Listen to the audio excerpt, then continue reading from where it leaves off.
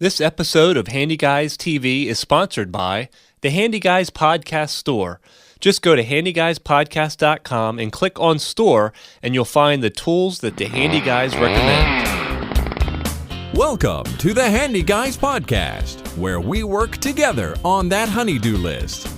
Here are the Handyguys, Brian and Paul. Okay, Brian, today we're going to talk about a problem you had, and we actually videotaped. We have a videotape or an episode of Handyguys TV that's coming out in the future regarding this issue. So if you hear this or find our podcast because you have the same problem with your Whirlpool, right, side-by-side refrigerator, then you're going to want to check out soon to come, it's already in post-production right now, a video of Brian fixing this problem. But first, we're going to spell it out for listeners. And if you're sitting there at home thinking, well, I have a refrigerator, I don't have this, I'm not going to have this problem, this sounds so specific. It's not. If you own a Whirlpool refrigerator, if you don't own a Whirlpool refrigerator, you're probably right. You hopefully don't have this problem. But if you own a Whirlpool, it's a recent vintage, it seems like a lot of people does something similar.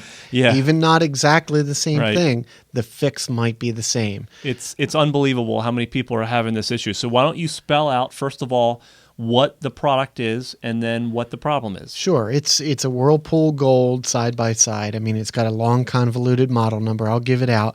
But there's other models that do this as well, like you said, Paul. The GS6SHAXMB00.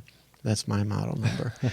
And there's a whole host of other ones that are built in very much the same way that also have similar problems.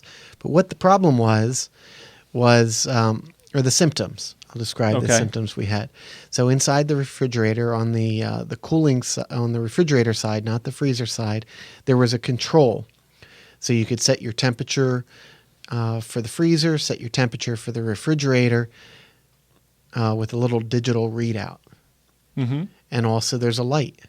So both the light and the digital readout were not working in mine.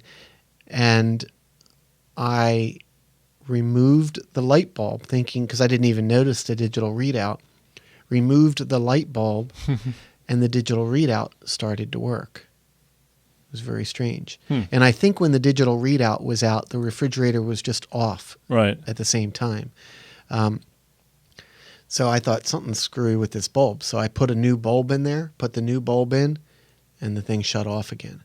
Removed the bulb, the cooling was working, the readout was working, and all of that. So the refrigerator essentially worked, but you couldn't put a bulb in, so therefore you had, or if you did, it would turn the refrigerator off. Right. So do you know how long we had a refrigerator with no light in it? It was a couple of years at least, and you only owned the house for like 5 years. Right. And it's a brand new refrigerator. Right. Yeah. I think it's 4 or 5 years old, and I think it was 2004, 2006. Something like that.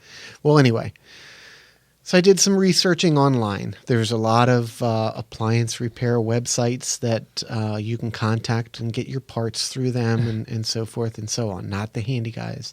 We don't repair these. But we're going to show you in a video what we did to repair it. And it was a simple replacement of a circuit board. Sounds complex, but it's just taking a cover off, a few screws, a couple of clip-on wires. There's no soldering. It's a very safe procedure to do, and it's very easy to do. It takes you about 5-10 minutes, and it's good as new. Cool.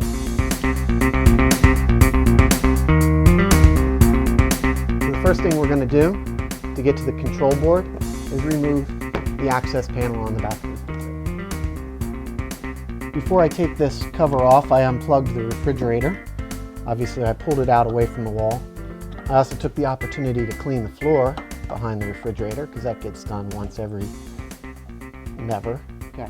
So I'm removing the screws from the access panel. I'm actually using a nut driver. It's a little bit easier than a regular screwdriver. Okay, once I get the screws out of the access panel, set that aside. You can see the compartment on the left side next to the compressor for the control board. Okay, so you can see from the cover for the control board, there's a clip on the top and the bottom. You can just remove those release those with your finger, and the cover comes off. Next part might be a little hard to see on video, but there's a clip at the top edge of the circuit board.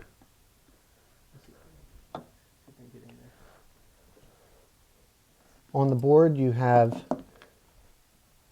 3 wire connectors. Those have clips that hold them in place, and you just remove them. 1, 2, 3.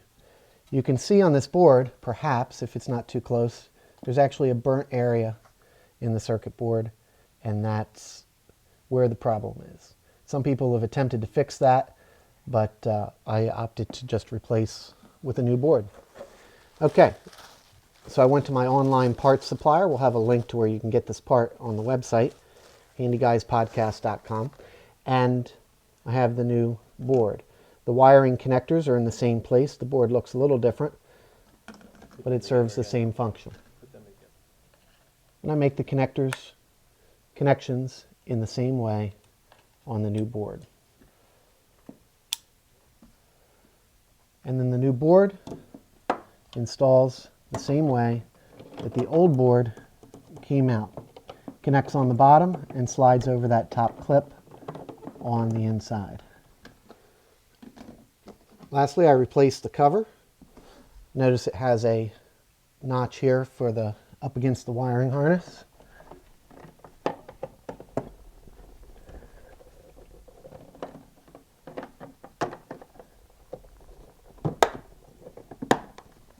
Snaps on. I replaced the cover, and I'm all done. Okay, Brian, your Whirlpool refrigerator, you only had it at the time a couple years, and you had this funny issue, and you went online, you determined you needed to replace what part to fix this problem of the light bulb not being able to use the light bulb? The main circuit board. Okay, so the main circuit board. Most of these modern appliances all have circuit boards. Essentially, in some cases, it's just a computer that's running the thing. That's right. It's the computer control board. Is this a board. control board? Yeah. Okay. So it's the main control board that it has the sensors and everything and the controls for the unit, when it powers on, when it goes off, when it does the defrost modes and all that. So it's the brains. Really. It's the brains of the thing. Okay. And how much does this part cost? I forget exactly what it costs. About $100 or so. Okay. And so to replace this, it was certainly, as we found out, something any handyman can do. You want to make sure you power off the refrigerator before you start. Right, you're going to unplug it. The hardest part is pulling the refrigerator out from the wall and cleaning up all the crap that gets behind there. It is. That took just as long. Yeah. And, quite that and just removing the screws from the access panel took longer than actually swapping the board. Hopefully, if you're an appliance maker, you'll start building better appliances, right, Brian? That's right. We want just old-fashioned. Just make it work. Lasts forever. Uses the same parts forever, so you can get parts for it. Yeah, make it work. That's all we got for the Handy Guys. We'll be back next week. Thanks. Bye. The Handy Guys will be back next week. Same handy time, same handy website.